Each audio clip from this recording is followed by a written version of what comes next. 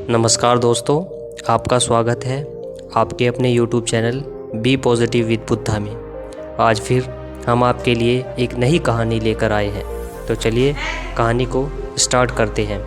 एक समय की बात है, भगवान गौतम बुद्ध अपने शिष्यों के साथ एक जंगल से गुजर रहे थे। जंगल बहुत लंबा था। बुद्ध के शिष्यों में से एक शिष्य मार्ग की लंबाई को देखकर थक जाता है और बुद्ध से पूछता है, भंते, अभी कितना मार्ग तय करना बाकी है? बुद्ध कहते हैं कि तुम मार्ग की सुंदरता पर ध्यान दो।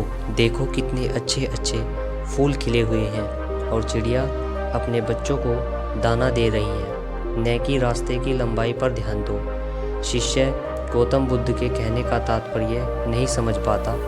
तब गौतम बुद्ध कहते हैं कि मैं तुम्हें एक कहानी के माध्यम से यह समझाता हूँ।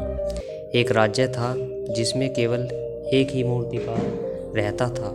वह बहुत ही अच्छी मूर्तियाँ बनाया करता था। उसकी मूर्तियाँ पूरे राज्य में प्रसिद्ध थी। उसका एक पुत्र भी था।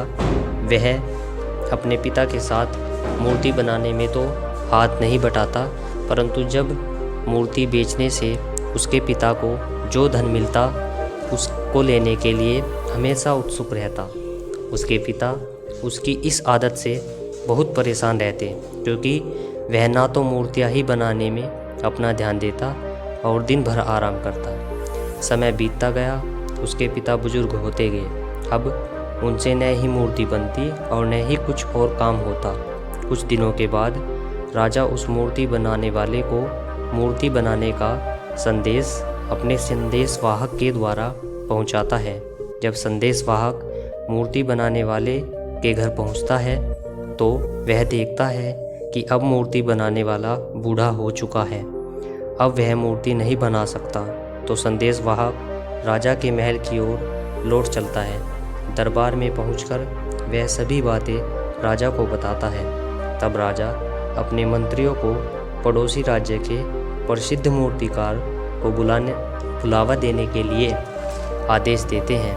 कुछ दिनों के बाद पड़ोसी राज्य का मूर्तिकार दरबार में आता है, परंतु वह मूर्ति बनाने से मना कर देता है।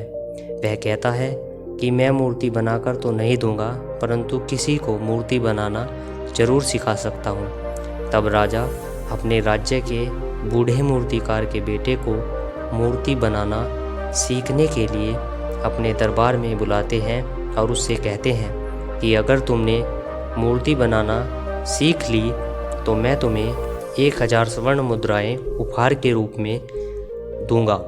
वह मूर्ति बनाना सीखता है, परंतु उसकी पुरानी आदत की वजह से उसका ध्यान मूर्ति बनाने में कम, जबकि उस मूर्ति बनाने से मिलने वाले उपहार में ज़्यादा होता है। एक समय आता है जब मूर्ति बनकर तैयार हो जाती है तो राजा के कहे अनुसार सभा को बुलाया जाता है, परंतु राजा उसे उपहार न देकर उससे एक शर्त रखता है कि तुम्हें उपहार केवल तभी दिया जाएगा अगर तुम खुद एक ऐसी ही नई मूर्ति बनाकर सभा के सामने लाओ। यह बात सुनकर वह संशय में पड़ जाता है, क्योंकि उसने मूर्ति बनानी सीखी ही नहीं। उसका ध्यान तो केवल मूर्ति से मिलने वाले उपहार में था। फिर भी मूर्ति बनाने की कोशिश करता है, परंतु उससे मूर्ति बनती ही नहीं। अंत में वह हार मान लेता है और राजा से क्षमा याचना करता है। वह कहता है कि जब मूर्तिकार उसे मूर्ति बनाना सिखा रहा था, उसका ध्यान केवल मिलने वाले उपहार में था, परंतु क्षमा मांगने पर भी राजा उसे क्षमा नहीं करता और न तो उसे उपहार ही मिलता है, ऊपर से राजा उसे राज्य निकाला का आदेश दे देता है। अंततः वह निराश मन से वहाँ से चला जाता है।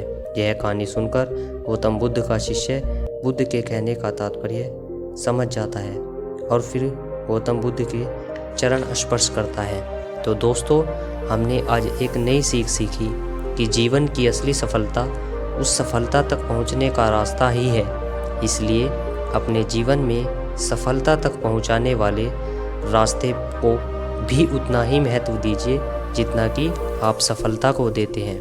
तो दोस्तों, वीडियो को लाइक और चैनल को सब्सक्राइब करना मत भूलिएगा, क्योंकि इस कंटेंट को बनाने में हमारी बहुत मेहनत लगती है। धन्यवाद।